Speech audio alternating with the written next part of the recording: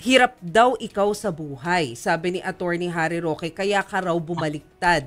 Humingi ka raw ng tulong kay Vice President Sara pero hindi daw ikaw pinansin, kaya si PBBM daw, Marcos daw ang tumutulong sa'yo. Gaano Yan ito po yung katotoo? pinakakalat nila ngayon. Oo. Yan po yung pinakakalat nila ngayon. Kasi po, nung bagyong Karina, humingi po ako ng tulong, hindi po para sa sarili ko.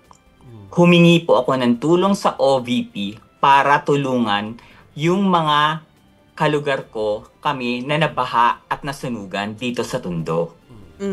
Ngayon po, yung best friend ni Sara Duterte, na alam kong kilala nyo, na si Jeffrey Tupas, na staff niya sa OVP, ay akin pong kaibigan.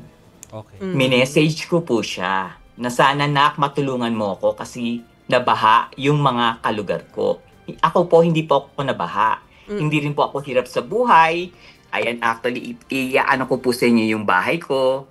Maayos naman. Nasa condo po ako nakatira. Nasa 3rd floor po ako. Kaya hindi po ako nabaha.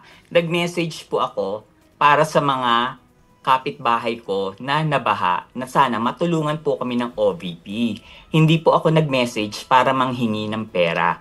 Dahil never ko po yun ginawa kahit kailan.